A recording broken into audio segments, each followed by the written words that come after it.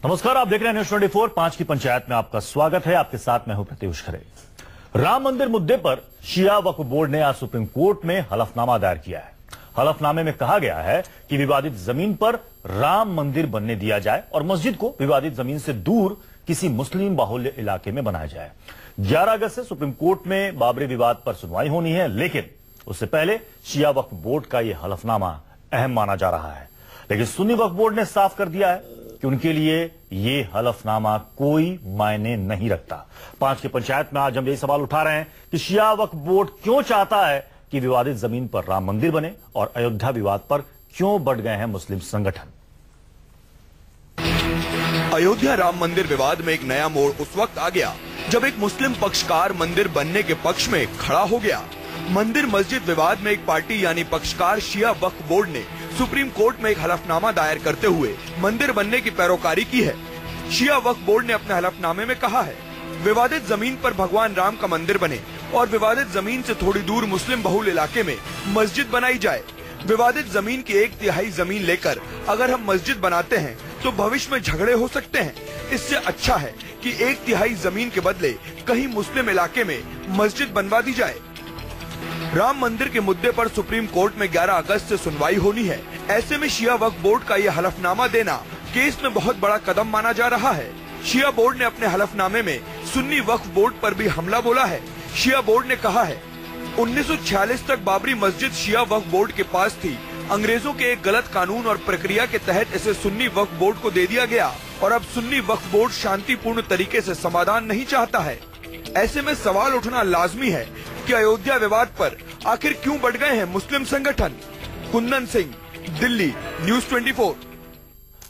तो इसी मसले पर आज हम 5 की पंचायत में बहस करेंगे। हमारे साथ तमाम मेहमान जुड़ चुके हैं। हमारे साथ हैं विजय शंकर शास्त्री जी, बीजेपी के प्रवक्ता। हमारे साथ हैं विजय शंकर तिवारी जी, स्पोक्सपर्सन है वीएचपी के। मौलाना मोहम्मद साजिद रशीदी जी, प्रेसिडेंट ऑल इंडिया इमाम एसोसिएशन के। हमारे साथ हैं आलोक शर्मा जी, कांग्रेस के प्रवक्ता, और साथ ही अशफाक हुसैन साहब, मेंबर हैं शिया वक्फ बोर्ड के। सबसे पहले अशफाक साहब, आप ही से समझना चाहूंगा कि शिया वक्फ बोर्ड ने सुप्रीम कोर्ट में जो ये हलफनामा दिया है, जिसमें वो ये कह रहा है कि ये जमीन उसकी है और वो चाहता है कि इसमें मंदिर बने, मस्जिद के लिए कहीं दूसरे मुस्लिम बाहुल्य इलाके में जमीन दे दी जाए।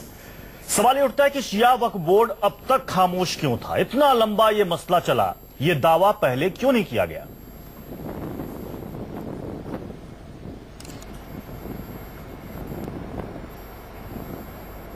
अशफाक साहब, आवाज जा रही है मेरी?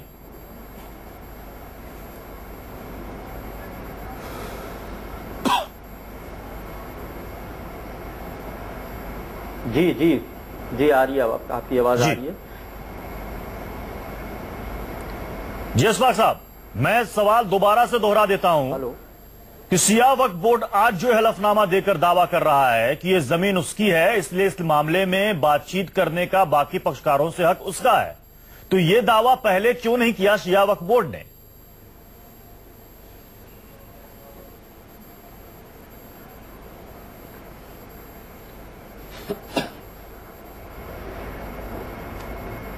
जी ऐसा नहीं है, दावा पहले भी है। हम पार्टी पहले से बने हुए हैं इसमें और 25 नंबर पे शिया वक्फ बोर्ड पार्टी है इसमें और हमारे जवाब पहले नहीं गए हैं।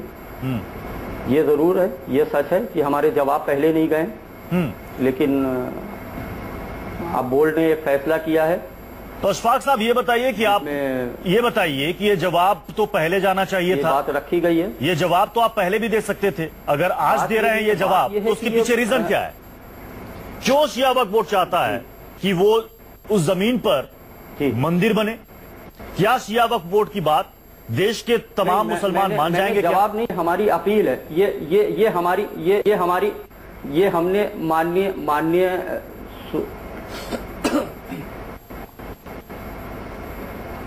नहीं, देखिए मसला ये नहीं है। मसला ये कि इस मामले को हल करना और ऐसे कट्टरपंथी लोग जो लोग हल नहीं करना चाहते वो दोनों समाज में हैं और हमारा मकसद है यहाँ पे कि इस मसले को हल करना। हल करने के लिए हमने अपना एक सुझाव रखा है, हमारे अपने कुछ व्यूज हैं। माननीय उच्च न्यायालय ने इसमें अपने एक ये कहा कि आप लोग आपस में बैठ के बात कर लिए। बात करें तो हम किससे बात करें?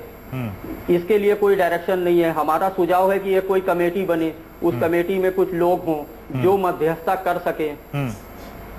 तो आप ये कह रहे हैं कि मसले का हल निकले, इसलिए शिया वक्फ बोर्ड ने जब तक अपनी ये राय रखी है सुप्रीम कोर्ट के सामने। मौलाना साजिद रशीदी जी, अगर शिया वक्फ बोर्ड ये कह रहा है कि हम चाहते हैं कि इस मसले का हल निकले शांतिपूर्वक तरीके से, इसलिए हमने सुप्रीम कोर्ट में अपनी बात रखी, दिक्कत क्या है?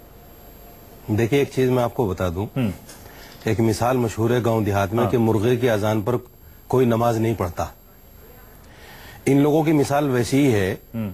ये मुट्ठी भर लोग हैं, ये पूरी शिया कम्युनिटी के भी इसके लिए बातें नहीं कर सकते, चाहे जाए कि सुन्नी कम्युनिटी इनकी बात को मानेगी। दूसरी बात, देखिए, राम मंदिर और बाबरी मस्जिद का मामला कोर्ट में है।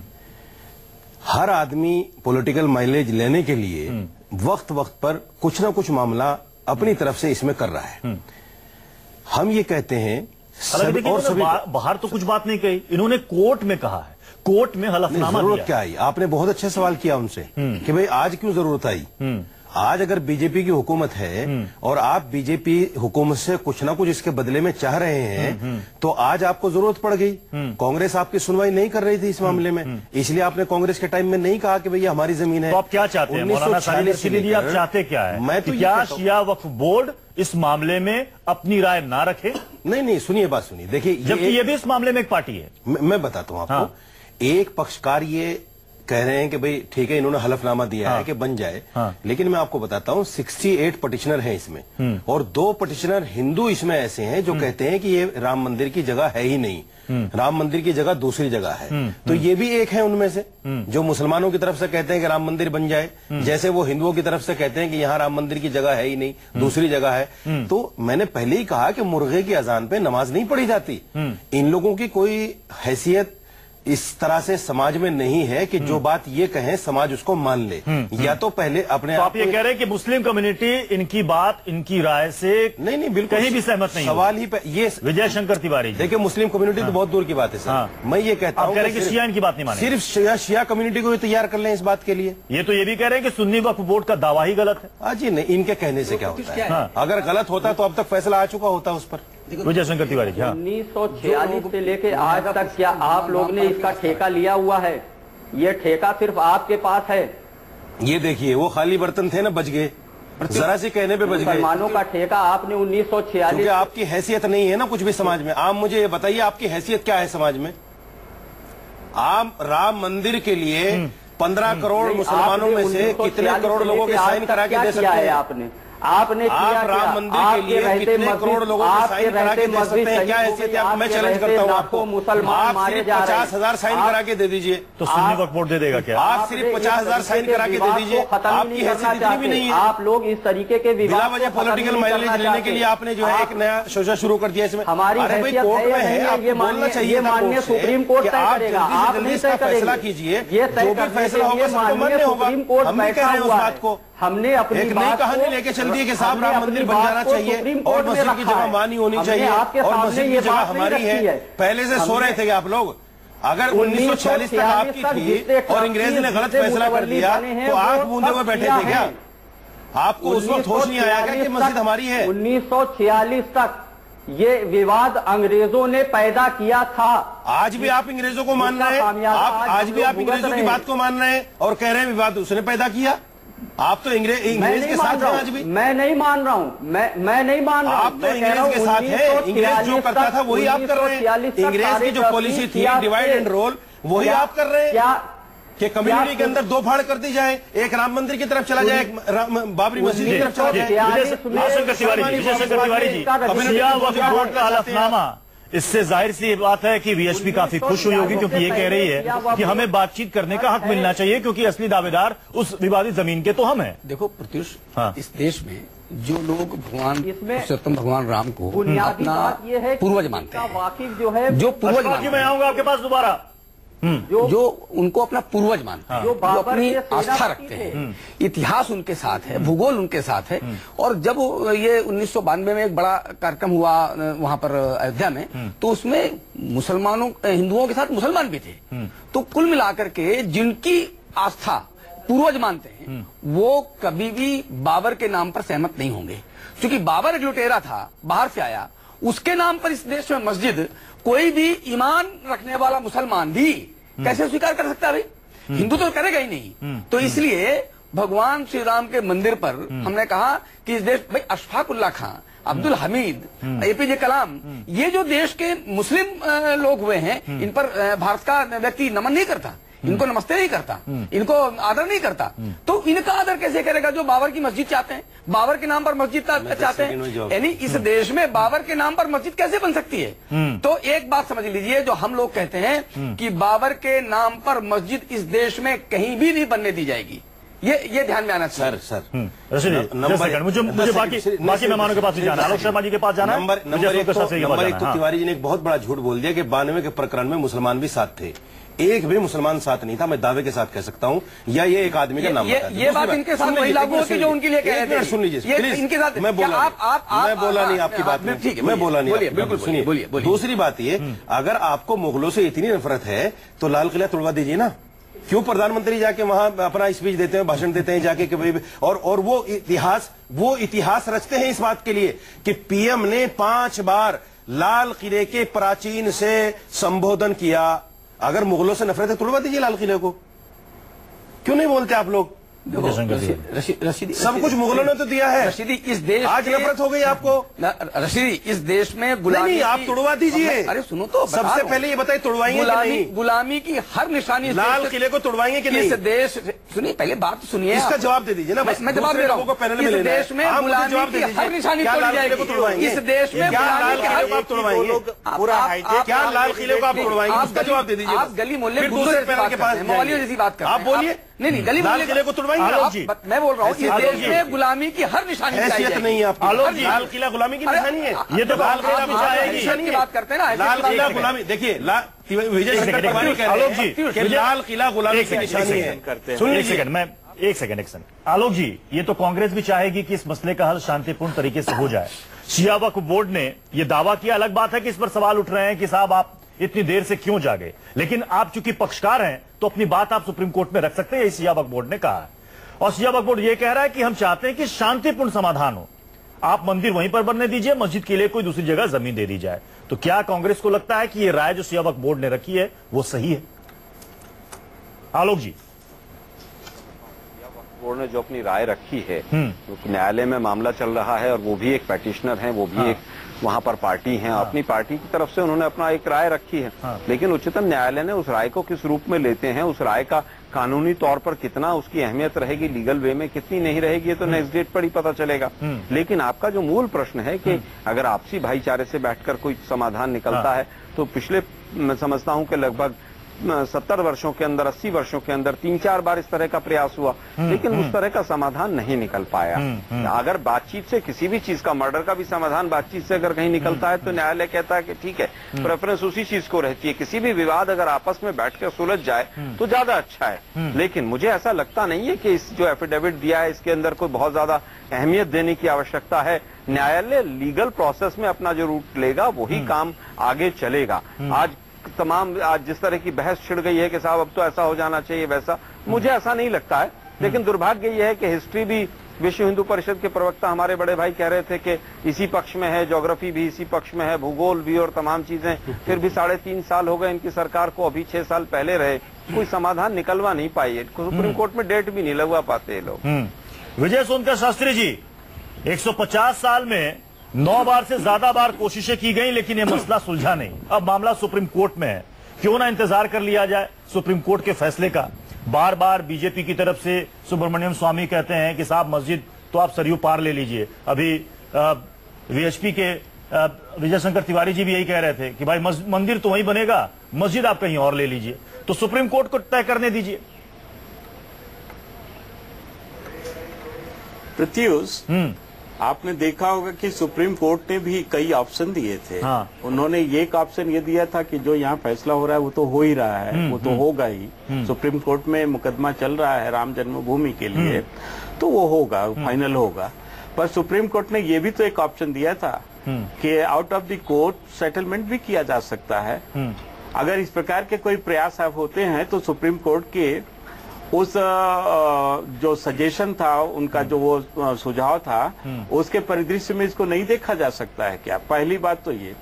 दूसरी बात ये, जहां तक राम जन्मभूमि की बात है, अंसार रजा जी जो बोल रहे थे कि वहां पर दो चार लोगों ने मोहम्मद साजिद रशीदी जी हमारे साथ हैं, कहा कि वो हम हाँ रशीदी जी तो ये कह रहे थे, मैं ये कह रहा हूं कि वहां पर पर्याप्त मात्रा में भारतीय संस्कृति, भारतीय धर्म ग्रंथ, हिंदू जीवन पद्धति, ये सब कहीं न कहीं से ये संकेत करता है कि अयोध्या में राम जन्मभूमि ही। तो क्या आपको लगता है कि शिया वक्फ बोर्ड के इस हलफनामे से ये उम्मीद जग रही है कि बाहर में, कोर्ट के बाहर भी ये मसला सुलझ सकता है? एक सवाल में भी बिल्कुल प्रत्युष मुझे ऐसा लगता है कि जिस तरह से एक राष्ट्रीयता का वातावरण बना है और राष्ट्रीयता का एक वातावरण बना है, लोगों में एक विश्वास नेतृत्व के प्रति पैदा हुआ है और लगातार वो विश्वास बढ़ता जा रहा है लोगों में। तो ऐसे में कुछ लोग आए, अब जैसे ये कहा गया कि क्या भारतीय जनता पार्टी उनको कुछ देगी, तो मैं तो ये भी पूछ रहा हूँ कि क्या कांग्रेस पार्टी अभी तक कुछ देती रही जिससे उनका मुंह बंद था क्या? इस प्रकार के प्रश्न नहीं करने चाहिए। जो राय शिया वक्फ बोर्ड ने अभी रखी है, कुछ लोग इसके टाइमिंग पर भी सवाल उठा रहे हैं। कौन से शब्दों को ले आते हैं बीजेपी वाले लोग? अशफाक साहब, कुछ लोग इसकी टाइमिंग पर भी सवाल उठा रहे हैं। नहीं, और जो आपकी राय है, वो जो आपने हलफनामे में कहा है, ये बातें सुब्रमण्यम स्वामी ने भी काफी पहले कही थी। बीएसपी के प्रवक्ता भी यही बात कह रहे हैं। तो कुछ लोग कह रहे हैं कि अचानक से शिया वक्फ बोर्ड को पार्टी ने क्या हो गया, अब याद आ रहा है कि ये जमीन उसकी है और इसको लेकर वो कह रहा है कि हमें पक्षकार में माना सरकार में कोई भी पहल है कि राम मंदिर बन जाए।